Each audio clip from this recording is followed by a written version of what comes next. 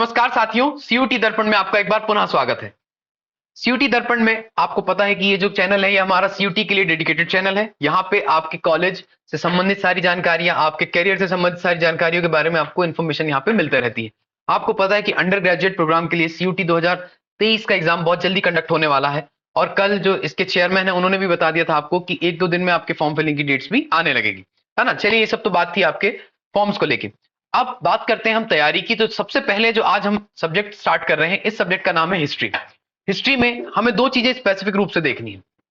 उसी सिलेबस के अकॉर्डिंग हम बात करने वाले कि भाई हिस्ट्री का जो सिलेबस है उसमें कैसा क्या रहेगा वेटेज। आपको पता है कि सीयूटी जो 2020 का भी पेपर हुआ था, है ना, सीयूटी 2020 के पेपर में कुछ चीजें आपसे जो पूछी गई थी उनको देख लेते हैं। आपको पता है कि जो जीटी का टेस्ट है, जीटी के टेस्ट पेपर में 75 क्वेश्चंस आने वाले हैं और इन 75 क्वेश्चन में आपको 4 पोर्शन आने थे, जिसमें आपका जीके, करंट अफेयर्स, आपका न्यूमेरिकल एबिलिटी एंड क्वांट, इसको आप ले लेंगे, और रीजनिंग। इन सब में वो सबका सब जितना भी आपको पोर्शन दिया गया है वो इसमें समाहित हो जाता है।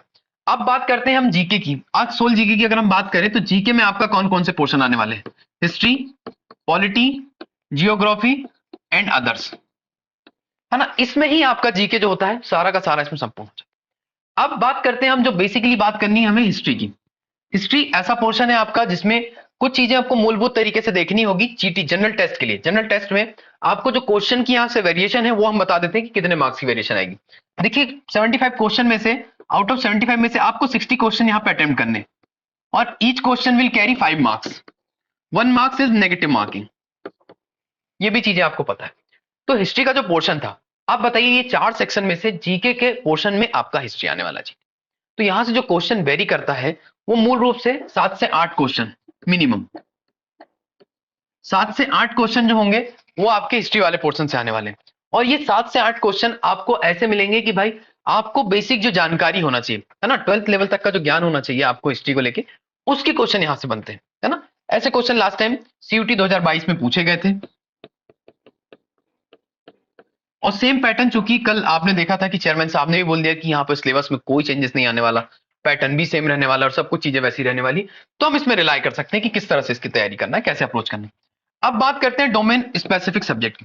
आपको पता है कि डोमेन स्पेसिफिक सब्जेक्ट में 50 क्वेश्चन आएंगे आपके और 50 में से आउट ऑफ आपको 40 क्वेश्चन करने हैं, है ना। 50 में से 40 क्वेश्चन आपको अटेम्प्ट करने हैं। यहाँ पे भी क्या होगा, 5 मार्क्स आपके कैरी करेंगे और 1 मार्क्स की नेगेटिव मार्किंग होगी।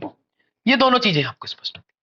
अब डोमेन स्पेसिफिक की बात करें तो सीयूईटी ने, जो सीयूईटी समर्थ की वेबसाइट है, ऑफिशियल वेबसाइट, इस वेबसाइट पे आपका सिलेबस डाला हुआ है और सिलेबस में साफ साफ उन्होंने कह दिया है कि भाई आपको क्या है, 15 बुलेटिन दिए गए हैं और उन बुलेटिन के आधार पर ही अपनी तैयारी करना है। देखिए, हम यहाँ पे जीटी की तो बात कर रहे हैं लेकिन साथ में मिला के इसको दोनों तैयारी को देख लेंगे कि भाई किस तरह से इसको डील करना है आपको, कि जो जीटी की तैयारी करने वाला बच्चा है वो तो तैयारी करे ही करे, लेकिन इसके साथ साथ जो डोमेन की तैयारी करने वाले हैं उनको कैसे मदद मिल सकती है वो भी बात कर लेंगे। देखिए, कुछ टॉपिक दिए गए हैं, ये डोमेन स्पेसिफिक की है, लेकिन जीटी में भी इसका ही सुपरफिशियल पार्ट, जो ऊपर ऊपर का जो पार्ट है, ये आपसे आने वाला है। इस क्वेश्चन को आपको देखिए, the story of first city Harappan archaeology. आपसे क्या पूछा गया है कि जो प्रारंभिक शहरों की कहानी हड़प्पा सभ्यता से संबंधित, वो सारी चीजें आने वाली, मतलब इंडस वैली जो सिविलाइजेशन है उससे कहानी आने वाली है आपकी, उससे क्वेश्चन बनने वाले हैं कि अर्ली अर्बन सिटी क्या है, जो शुरुआती जो नगर थे उनके बारे में क्या चीजें बताई गई है। फिर story of discovery, Harappan civilisation की खोज कैसे हुई। इस खोज में आपसे क्या पूछा जाएगा कि खोज किसने की, खोजकर्ता कौन थे, किस नदी के तट पर यह स्थल है और कहां पर है, और यहां से क्या प्राप्त हुए। इतने सारे क्वेश्चन आपसे यहां से बनते हैं कि यहाँ की खोज कहाँ की गई है, कहां से स्थल मिला है, कौन सी नदी इसके किनारे है और क्या इसमें काम किया गया था, ठीक है, और किसके द्वारा इस स्थल को खोजा गया। दूसरा है एक्सपर्ट, वही आर्कियोलॉजिकल एक्सपर्ट रिपोर्ट, और जो मेजर साइट्स है, मतलब जो बड़ी साइट्स हैं उसके बारे में जो एक्सपर्ट की रिपोर्ट्स हैं, है ना, वो सारी चीजें आपको यहाँ पे देखना चाहिए था कि भाई किसने खोज की है, सारी चीजें, है ना। अब बात करते हैं डिस्कशन, डिस्कशन कि how it is been utilised by archaeologist और हिस्टोरियन। अब इन लोगों ने किस तरह से इसका उपयोग किया है, उन सारी चीजों को देखते हैं। मतलब हम अगर मोटा मोटा एक रिव्यू ले लें तो हड़प्पा सभ्यता या फिर इंडस वैली सिविलाइजेशन से संबंधित जितने प्रश्न हो सकते हैं वो आपके बुलेटिन 1 में दिए गए, और इस बुलेटिन 1 को आपको क्या करना है, यहाँ पे बहुत विस्तार से पढ़ना है। डोमेन के लिए, डोमेन के लिए तो आपको एक एक पॉइंट देखना है जो डोमेन वाले बच्चे, लेकिन जो जीटी की तैयारी कर रहे हैं उनके लिए भी ये सेम स्पेसिफिक हो जाएगा। कैसे क्योंकि जीटी की तैयारी करने वाले जो बच्चे होंगे उनको आपको जनरल टेस्ट में यही चीजें पूछी जाएंगी कि हड़प्पा सभ्यता में जो आपका मोहनजोदड़ो है वो कहां पे स्थित है। आपसे पूछा जाएगा कि लोथल किस नदी के तट पर स्थित है। इस तरह की सारी चीजें आपको यहाँ पे पता करनी। तो दोनों के दोनों लगभग आपके सिमिलर हो जाते हैं। इसमें जो बच्चा डोमेन में हिस्ट्री लेगा उसके लिए एक एक्स्ट्रा एडवांटेज हो जाएगा कि आपको वो भी पढ़ना है डोमेन वाला भी और जीटी के लिए भी पढ़ना है। फिर हम बात करते हैं सेकंड की। सेकंड पोर्शन जो आपको दिया गया है political and economical history, how it tell a story, है ना। इसमें आपको क्या देखना है कि भाई राजनीतिक और आर्थिक इतिहास देखना है कि कैसे शिलालेख की कहानी बताते हैं। जो शिलालेख है आपके इंस्क्रिप्शंस, ये किस तरह से कहानी बताते हैं, इसको शिलालेख बोलते हैं। शिलालेख के द्वारा जो जो जानकारी आपको प्राप्त हुई है उन सब के बारे में आपको देखना है, जिसमें आपको देखना है अशोकास टाइम, है ना। ब्रॉड प्रोस्पेक्टिव देखना है आपको पॉलिटिकल इकोनॉमिकल, और उसके बाद आपको देखना है स्टोरी ऑफ डिस्कवरी कि भाई कैसे आपने इसको डिस्कवर किया। अशोक को देखना है ना, अशोक के क्या इसमें स्तंभ लेख रहे हैं, शिला लेख रहे हैं, और गुप्त पीरियड को। इन दोनों से प्राप्त जो जानकारी है, इतिहास के स्रोत है, हमें उनके बारे में विस्तार से देखना है। इसमें डिस्कशन करना है कि भाई interpretation of inscription by historians. अब इस पे क्या किया गया, व्याख्या क्या की गई है हिस्टोरियन द्वारा। जो इतिहासकार है उन्होंने इनके जो शिलालेख है उनके द्वारा किन चीजों की व्याख्या की है, इन सब के बारे में आपको विस्तार से देखना है। अशोक के स्तंभ, गुप्त काल के स्तंभ, है ना, और इनकी आर्थिक और राजनीतिक व्यवस्थाओं के बारे में आपको जानकारी यहां से प्राप्त हो जाएगी। ये सारी चीजें देखना है। फिर बात करते हैं इकाई 3। इकाई 3 जो आपसे पूछा गया है कि सोशल हिस्टोरिक हिस्ट्रीज, है ना, और यूजिंग द महाभारत। इसमें सीधा सा पूछा है कि महाभारत का उपयोग करते हुए सामाजिक इतिहास बताना है, कि महाभारत का जो उपयोग करना है और उसमें सामाजिक इतिहास बताना है। इसका ब्रॉड ओवरव्यू आप देख लेंगे। इसमें कौन कौन से सोशल, हिस्टोरिकल और कास्ट, क्लास, उसके बाद आप देखते हो ना कि किसनम और जेंडर, सारी की सारी चीजें आपकी यहाँ पे व्यवस्थित हो जाती है कि क्या क्या चीजें आपको देखना है। जाति, वर्ग, है ना, और लिंग सहित समाज की जितनी भी व्यवस्थाएं थी उन सभी को आपसे विस्तार पूर्वक पूछना है। ये सारी की सारी चीजें यहाँ पे आपको मिल जाती है।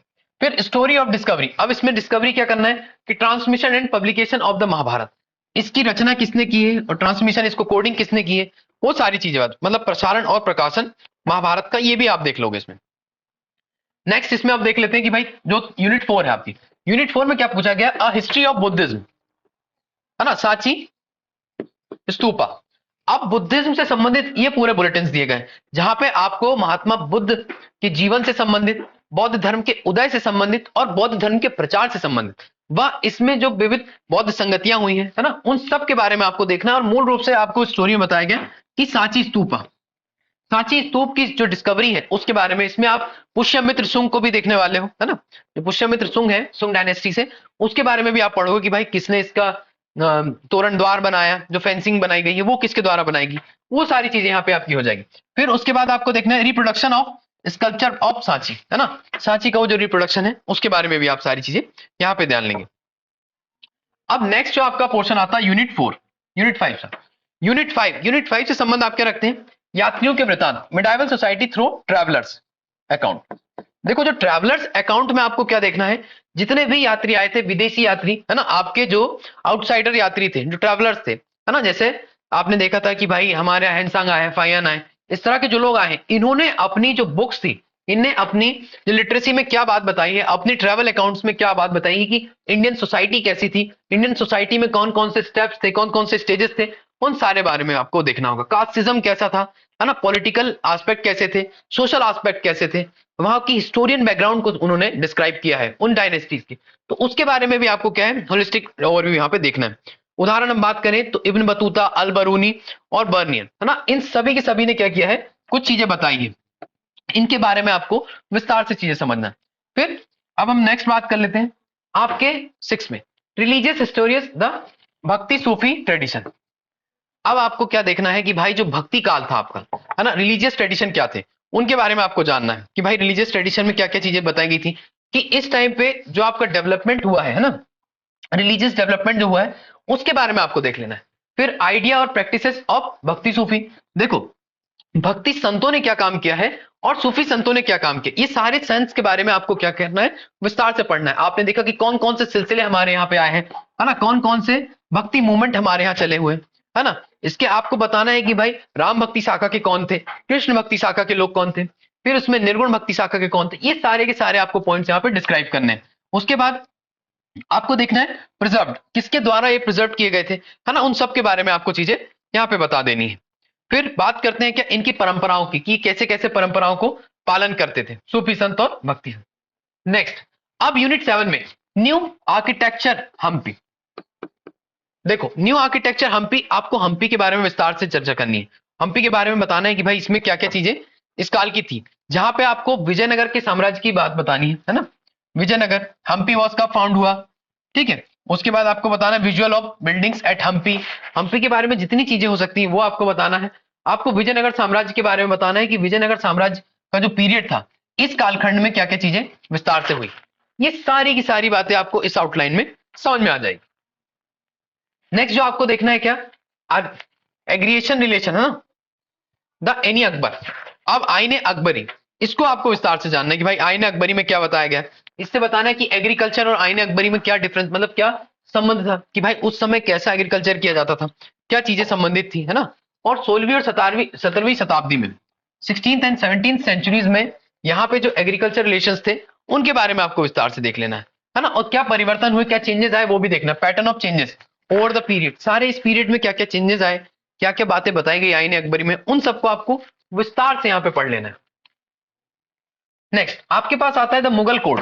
अब द मुगल कोड में आपको देखना है कि भाई यहाँ पे क्या क्या चीजें बताई गई है मुगल कोड के बारे में, कि आपको 15वीं 16वीं 17वीं शताब्दी में जो राजनीतिक इतिहास था यहाँ का, यहाँ जो पॉलिटिकल डिस्कशन में क्या करना है आपको, कोर्ट में पॉलिटिक्स जो चलती थी उसके बारे में विस्तार से बताना है कि आपको पॉलिटिक्स कैसी थी, account and production of court, कि कैसे आपका क्या था प्रोडक्शन हो रहा था यहाँ पे कोर्ट में, सारे अकाउंट कैसे चल रहे थे, ये सारी बातें आपको यहाँ पे देखनी है विस्तार पूर्वक, आप इसको भी समझ लेंगे है ना। और इनका वर्णन कहाँ पे मिलता है कि अकबरनामा में, है ना, और पातशाहनामा में, ये सारी चीजें आप इस यूनिट के तहत पढ़ लेंगे। अगला आपका यूनिट जो आता है कॉलोनिज्म एंड रूरल सोसाइटी, है ना, evidence from the official reports. जो भी ऑफिशियल रिपोर्ट्स है, जो कॉलोनिज्म आई है आपका, अब साम्राज्यवाद जो आया है, उपनिवेशवाद, और इन सब के संबंध में आपको चीजें देखनी है। इसमें आपको जो मूल रूप से चीजें जाननी है वो 18वीं शताब्दी के अंत में जो आपके जमींदार है ना, जो 18वीं शताब्दी के अंत में जमींदार हैं आपके, पीजेंट्स है ना, आर्टिशियंस है, इन सब के बारे में आपको विस्तार से जान लेना है। ईस्ट इंडिया कंपनी के बारे में, जो ब्रिटिशर्स आए ईस्ट इंडिया कंपनी, इनके रेवेन्यू, इनके सेटलमेंट्स और इनके सर्वेस, ये सारी चीजों को आपको पढ़ना है और वहां की हिस्ट्री को यहाँ पे फाइंड आउट करना है। इतनी बातें आपको यहाँ समझ में। नेक्स्ट आपका क्या था, रिप्रेजेंटेशन ऑफ 1857, है ना, 1857। आपको रिप्रेजेंटेशन ऑफ 1857 में देखना है कि भाई ये जो क्रांति, इसके क्या इंपैक्ट पड़े, क्या इंपैक्ट पड़े थे, और ये इवेंट क्या था, है ना, जो रेवोल्यूशन हुई इसके बारे में आपको जानकारी पता होनी चाहिए कि कहां से कौन रेवोल्यूशन में पार्टिसिपेट कर रहा था, है ना, क्या इसमें नरेशंस आए, क्या रिकॉर्डिंग्स आई, सारी चीजें आपको पढ़ना है ना। इस घटना में कैसे दर्ज किया गया, क्या क्या वर्णन किया गया, ये देखना है। नेक्स्ट आपको देखना है कि भाई जो अगला आ जाएगा colonialism and Indian towns, town plan and municipal reports. अब टाउन प्लान्स और म्युनिसिपल रिपोर्ट से आप कैसे चीजों को फाइंड आउट करोगे। आपको टाउन प्लान और जो म्युनिसिपल रिपोर्ट्स है इसमें आपको बता देना है कि भाई आपने कैसे कैसे चीजों को बनाया है, मुंबई कैसे बना, कोलकाता कैसे बना, है ना, कोलकाता को किसने फाइंड किया, किसने प्लानिंग की है, जॉब चार्नॉक वगैरह का जो नाम आता है आपको, है ना, मुंबई को कैसे प्लान किया गया, ये सारी चीजें आपसे कॉलोनिज्म से संबंधित आ जाती है ना। आपको पता होना चाहिए कि भाई मुंबई जो था उसको गिफ्ट में दिया गया पुर्तगालियों के द्वारा, ब्रिटिशर्स को, शादी हुई ब्रिगेंजा की, है ना, चार्ल्स थी, ये सारी बात आ जाती। अब Mahatma Gandhi through the contemporary age. देखो महात्मा गांधी मतलब गांधी ईरा, यहां सीधा सा बात बता दिया गया कि गांधी एरा से संबंधित चीजें, जहां पे आपको पूछा गया है गांधी एरा से संबंधित नेशनलिस्ट मूवमेंट 1980 टू 48, जो भी राष्ट्रीय यहाँ पे आंदोलन हुए, नेशनलिस्ट मूवमेंट हुए 1918 और 48, इनके मध्य के पूरे पीरियड में आपको बताना था कि भाई क्या क्या मूवमेंट चले हैं, कौन कौन से मूवमेंट में पार्टिसिपेशन रहा है इंडियंस का, ये सारी बातों में जहां पे गांधी जी ने लीड किया है आपको वो चीजें देखनी। नेक्स्ट आपका आता है कि the nature of Gandhian politics and leadership, the nature of Gandhian politics and leadership, ये जो पॉइंट है इस पॉइंट में आपको देखना है कि भाई लीडरशिप क्या क्या है गांधी जी की, है ना, पॉलिटिक्स में क्या क्या रोल रहा है, इनके टाइम पे कांग्रेस के कौन कौन से जो मीटिंग्स हुई हैं, कौन कौन से समिट्स हुए हैं, उन सब के बारे में आपको देखना। आपका फोकस होगा गांधी जी पे प्रॉपर। इस यूनिट में, यूनिट 30 में गांधी जी से रिलेटेड जितने भी मूवमेंट्स हैं, जितनी भी चीजें, उन सबको आप विस्तार पूर्वक देख सकते। नेक्स्ट आपका पॉइंट आता है 4th, इसमें था partition through the oral sources. अब देखिए पार्टीशन जब हुआ, आपको पता है कि इंडिया इंडिपेंडेंस के साथ ही साथ क्या पार्टीशन भी हुआ था साथ में, आपने एक नया देश बनाया, नई कंट्री यहाँ पे डेवलप हुई जिसको आपने कहा पाकिस्तान, ठीक है। जब पाकिस्तान बना तो इसमें क्या क्या आइडियाज थे, हिस्ट्री, जो हिस्ट्री थी इसके पीछे की वो क्या थी, बैकग्राउंड क्या था, इसने नेशनलिज्म को कैसे प्रभावित किया, है ना, कम्युनलिज्म को कैसे प्रभावित किया, कैसे धर्म के लिए लोग लड़े और धर्म के आधार पर ही राज्य जो आपके देश थे उसका बंटवारा हुआ, इन सभी बातों को हम इसमें पढ़ेंगे। पार्टीशंस देखेंगे, फिर पार्टीशन में बाउंड्रीज जो बनाएगी वो किसके द्वारा बनाएगी, अंग्रेजों ने उसमें क्या रोल प्ले किया है, ये सारी की सारी बातें आपको यूनिट 14 में पढ़नी है। यहाँ पे आपका फोकस रहेगा पंजाब और बंगाल में, सबसे ज्यादा फोकस आपको करना है कि पंजाब और बंगाल वाले मूवमेंट्स में क्या क्या काम किया गया, तो ये सारी बातें आपसे बताएगी। डोमेन में आपको यहाँ पे स्पेसिफाई कर दिया गया कि भाई आपका फोकस होगा पार्टीशन में तो होगा, but specifically you should have to be careful about the Punjab and Bengal. उसके बाद देखिए नेक्स्ट, अब ये लास्ट पॉइंट है आपका जिसमें आपको देखना था मेकिंग ऑफ कॉन्स्टिट्यूशन। देखिए ये जो पार्ट है ये आपका पॉलिटी का भी पार्ट है, आपको पॉलिटी और हिस्ट्री दोनों ही सब्जेक्ट्स में आपको काम आने वाला है। जिसका डोमेन यहाँ पे पॉलिटी होगा उसको भी ये पोर्शन पढ़ना है और जिसका हिस्ट्री है उसको भी, साथ ही साथ जो जीटी का पोर्शन होगा, जीटी में दोनों के दोनों ही आपके शामिल होते हैं। जीटी में मैंने आपको बता दिया है कि जो हिस्ट्री वाला पोर्शन है और पॉलिटी वाला पोर्शन इसमें ये आएगा ही आएगा। तो जो बच्चे सिर्फ इसकी तैयारी कर रहे हैं हिस्ट्री डोमेनियन की या फिर पॉलिटी डोमेन की, है ना, तो उनको ये इनहेरेंट पार्ट है जिसको आपको जीटी में पढ़ना ही है। इनके लिए एक एक्स्ट्रा बेनिफिट हो जाता है यहाँ से कि जो हमने डोमेन में पढ़ा वो आपको जीटी में भी आ रहा है। 40 क्वेश्चन यहाँ के हो गए हैं और वहां के 7 से 8 क्वेश्चन वो बन जाए। अब देखिए यहाँ पे ब्रॉड ओवरव्यू क्या आ जाता है, independence the new national state, जो न्यू नेशन स्टेट्स थे इन सब के बारे में आपको देखना है कि भाई कैसे कैसे इंडिपेंडेंस हुई, न्यू नेशन स्टेट कैसे बने। आपको देखना है कि जो लैंग्वेज के बेसिस पे कौन सा स्टेट का डेवलपमेंट हुआ, कौन सा स्टेट पार्टीशन के बाद बना। उसके बाद मेकिंग ऑफ कॉन्स्टिट्यूशन। अब making of constitution it means कि आपको यह देखना है कि संविधान किस तरह से बना है, संविधान बनने के पीछे कौन कौन से विधेयक आए, क्या क्या चीजें आपने बनाए, कौन कौन सी मीटिंग्स हुई, मीटिंग के बाद आपने किसको क्या बनाया, प्रेसिडेंट बनाया वहां पे, किसको आपने बनाया कि भाई आपको क्या करना है, ड्राफ्ट मैनेज करना है, आपको प्रारूप बनाना है, समितियां बनाएगी, बहुत सारी कमेटियों का गठन किया गया। इसके पीछे एक ब्रॉडर प्रोस्पेक्टिव रहा है इंडियन हिस्ट्री में, तो इस सबको भी आपको देखना है वहां पे, है ना। कब मीटिंग हुई, पहली मीटिंग कब हुई, दूसरी मीटिंग कब हुई, आपसे सीधा सीधा एमसीक्यू में यहाँ पे क्वेश्चन पूछ लिया जाएगा।